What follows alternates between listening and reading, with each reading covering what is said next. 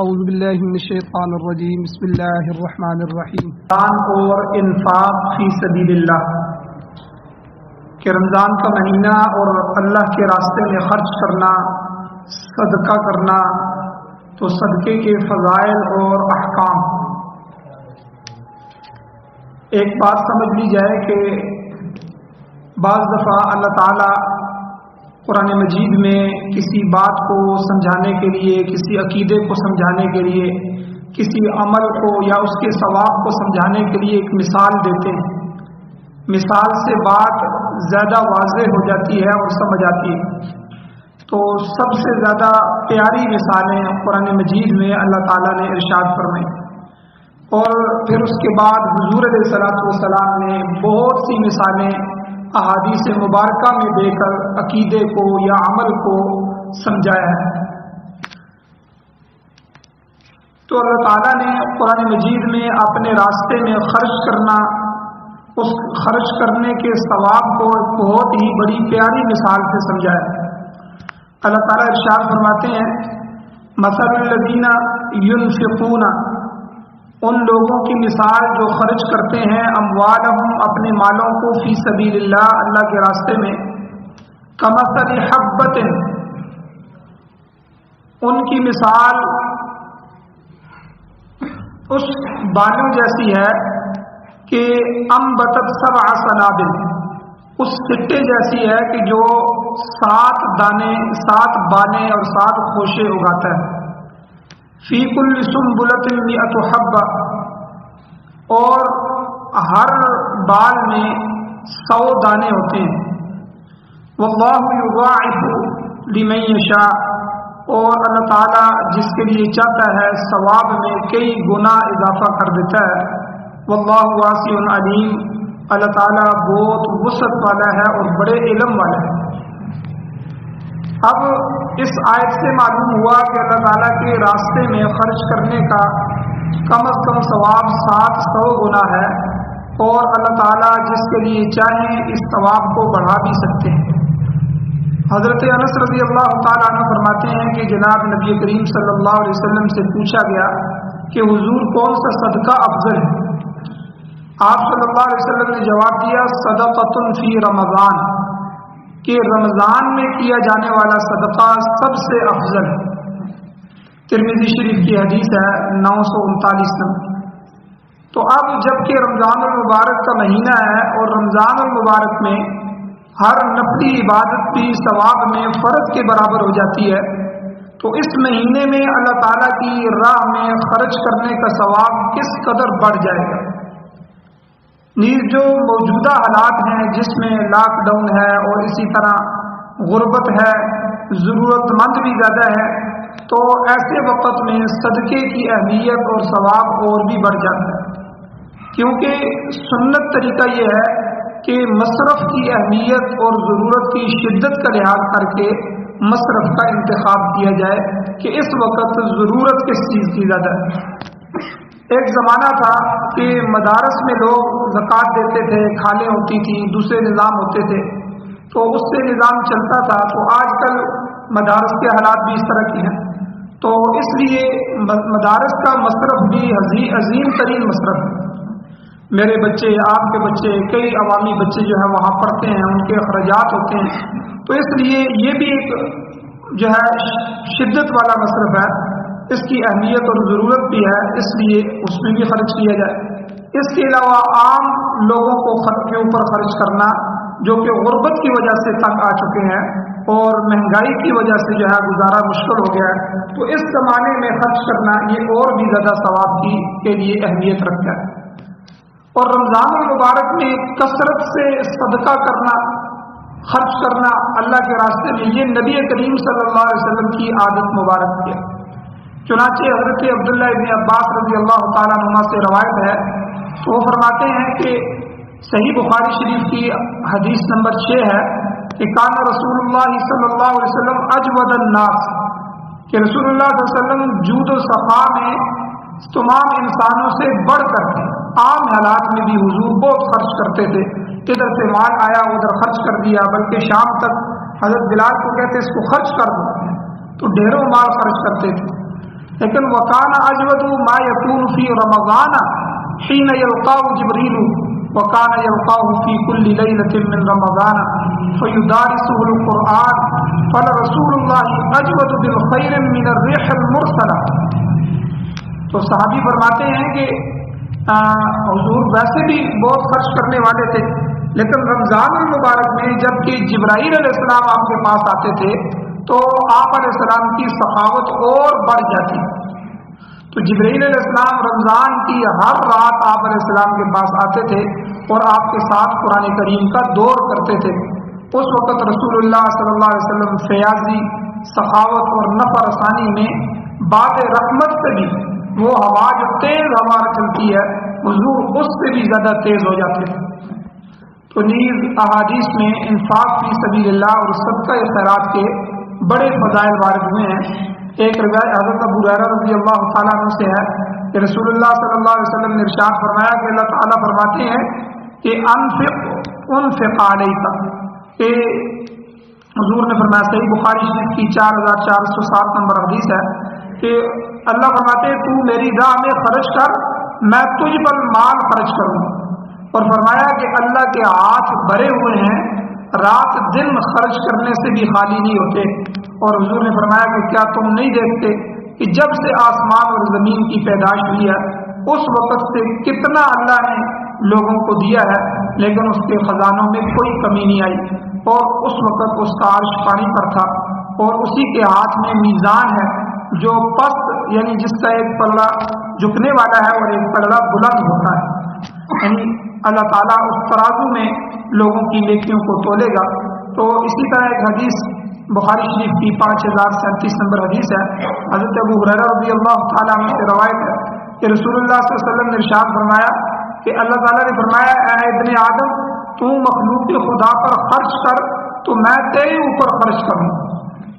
اللہ خود فرما رہے ہیں کہ تم خرچ کرو تو پھر ڈر نہ کرو، میں تمہارے اوپر خرچ کروں گا. حضرت اسماء رضی اللہ تعالی عنہ سے روایت ہے کہ رسول اللہ صلی اللہ علیہ وسلم نے ارشاد فرمایا اے اسماء انفقی، تم خرچ کر، ولا تحصی، اور گن گن کر نہ رکھ، فیحصی اللہ علیکی، اگر تو گن گن کر رکھے گی تو اللہ تعالیٰ بھی تمہیں گن کر دے گا. ولا توعی فیوعی اللہ علیکا، اور ہاتھ نہ روکو ورنہ اللہ تعالیٰ بھی تم سے اپنا ہاتھ روک لے گا. یعنی صدقہ اتنی بڑی چیز ہے کہ جو جتنا بندہ صدقہ کرتا ہے اللہ تعالیٰ اس کے مال کو اتنا ہی بڑھاتے ہیں، اس کی برکتوں کو اتنا ہی بڑھاتے ہیں. اور جو بندہ گن گن کے رکھتا ہے اور تو اللہ تعالیٰ بھی اسے گن گن کے ہی دیتے ہیں، اور جو بالکل روک لیتا ہے تو اللہ بھی اس سے اپنے جو ہے برکت کو روک لیتے ہیں. اسی طرح حضرت ابو ہریرہ رضی اللہ تعالیٰ عنہ سے روایت ہے کہ رسول اللہ صلی اللہ علیہ وسلم نے ارشاد فرمایا کہ من تصدق بعدل تمرۃ من کسب طیب، صحیح بخاری شریف کی 6993 نمبر حدیث ہے کہ حضور نے فرمایا جس نے ایک کھجور کے برابر بھی حلال کمائی سے خیرات کی، صدقہ کیا، اور اللہ تعالیٰ قبول نہیں فرماتا مگر حلال کمائی سے، تو اللہ تعالیٰ اسے اپنے دائیں دستے قدرت سے قبول فرماتا ہے، دائیں ہاتھ سے اس کو لیتا ہے، پھر خیرات کرنے والے کے لیے اس کی پرورش کرتا ہے جیسے تم میں سے کوئی اپنے بچھڑے کی پرورش کرتا ہے، یہاں تک کہ وہ صدقہ، وہ نیکی پہاڑ کے برابر ہو جائے. تو یعنی دنیا میں جو آدمی صدقہ کرتا ہے 5 روپے 10 روپے 1000 2000 تو ٹھیک ہے یہ تو تھوڑی سی رقم ہے، تو لیکن جب قیامت کے دن اسے اس کی نیکی ملے گی تو وہ کروڑوں اور اربوں روپے کے حساب سے صدقہ کرنے کے حساب سے ملے گی، وہ حیران ہوگا. تو حضور نے اس حدیث سے سمجھا دیا کہ جو آدمی حلال رزق سے حلال کمائے، محنت سے کمائے، پسینے اور محنت کی کمائی کے بعد اس میں سے اللہ کے راستے میں اللہ کی رضا کے لیے بغیر ریاکاری کے اخلاص کے ساتھ صدقہ کرتا ہے، تو حضور نے کیا فرمایا کہ اللہ تعالیٰ اسے اپنے دائیں ہاتھ سے لیتے ہیں، دائیں ہاتھ سے قبول فرماتے ہیں، اور پھر اللہ تعالیٰ اس کے اس خیرات کے اس صدقے کو پالتے ہیں، یعنی اس کو اس طرح نہیں چھوڑتے، پھر پالتے ہیں. پھر حضور نے مثال دی جس طرح تم اپنے جو ہے بکری کے بچے کو یا بچڑے کو چھوٹے سے کو پالتے ہو اور 2 سال میں وہ کتنا بڑا ہو جاتا ہے، تو تمہارا اور ہمارا صدقہ جو ہے اس کو بھی اللہ تعالیٰ پالتے ہیں، اور پالتے ہوئے یہاں تک کہ حضور نے فرمایا کہ وہ صدقہ پہاڑ کے برابر ہو جائے. یعنی اتنا اللہ اس کو بڑھاتے ہیں. اسی طرح حضرت عبداللہ ابن مسعود رضی اللہ تعالیٰ عنہ سے روایت ہے کہ رسول اللہ صلی اللہ علیہ وسلم نے ارشاد فرمایا لیتقی احدکم وجہ النار. حضور نے فرمایا مسند احمد بن حنبل کی حدیث ہے 3679 نمبر کہ تم میں سے ہر شخص کو چاہیے کہ وہ اپنے چہرے کو جہنم کی آگ سے بچائے اگرچہ کھجور کا ایک ٹکڑا ہی خیرات کرنے سے کیوں نہ. یعنی جہنم کی آگ سے اگر بچنا ہے تو صدقہ کرو. صدقہ کریں گے تو اللہ آگ سے بچائیں. تو حضور نے یہ بھی فرما دیا کہ اگرچہ کھجور کا ایک ٹکڑا, پوری کھجور بھی نہیں ہے آپ کے پاس, کھجور کا ٹکڑا ہے تو وہی اللہ کے راستے میں ہے. بعض لوگ کہتے ہیں میرے پاس ہے ہی کچھ نہیں, میں کیا کروں, میں کیا صدقہ کروں. بلکہ حضور نے یہ بھی فارمولہ ایک حدیث میں بتایا کہ جس کے پاس کچھ نہ ہو, جو کچھ ہو اس میں سے صدقہ کرو. آپ کے پاس 1 روپیہ ہے, آدھا روپیہ اس میں صدقہ کرو تو اللہ اس کو بھی لیتے ہیں اور اس کی وجہ سے بھی برکات دیتے ہیں, اللہ اس کو بھی بڑھاتے ہیں. تو یہاں بھی حضور نے فرمایا کہ اپنے چہرے سے مراد اپنا پورا جسم ہے, یعنی اپنے آپ کو جہنم کی آگ سے بچاؤ اگرچہ ایک کھجور ٹکڑا جو ہے وہ صدقہ کرنے کے ساتھ کیوں نہ. حضرت عبداللہ ابن مسعود رضی اللہ تعالیٰ عنہ سے روایت ہے کہ حضور نبی کریم صلی اللہ علیہ وسلم نے ارشاد فرمایا ایکم مال وارثہ احب الیہ من مالہ. حضور نے صحیح بخاری شریف کی حدیث ہے 6077 نمبر حدیث کہ حضور نے صحابہ سے پوچھا کہ تم میں کون ایسا ہے جس کو اپنے وارث کا مال اپنے مال سے زیادہ پیارا ہو, یعنی وارث کا مال زیادہ پیارا ہو اپنے مال سے. لوگوں نے کہا, صحابہ نے قالوا یا رسول اللہ, اے اللہ کے رسول, ما منا احد الا مالہ احب الیہ, کہ ہم میں سے تو ہر کسی کو اپنا ہی مال سب سے زیادہ پیارا لگتا ہے. آپ علیہ الصلوۃ والسلام نے فرمایا فإن مالہ ما قدم ومال وارثہ ما اخر,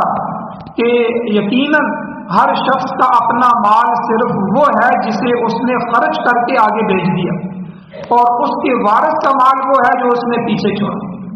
ہم جمع کرتے رہتے ہیں, مال جمع کرتے رہتے ہیں, وہ کس کے لیے کرتے ہیں, پچھڑوں کے لیے کرتے ہیں. وہ وارثوں کا مال ہے, وہ ہمارے مرنے کے بعد بیٹوں کو مل جائے گا, بیوی کو مل جائے گا, بھائیوں کو مل جائے گا. تو حضور نے فرمایا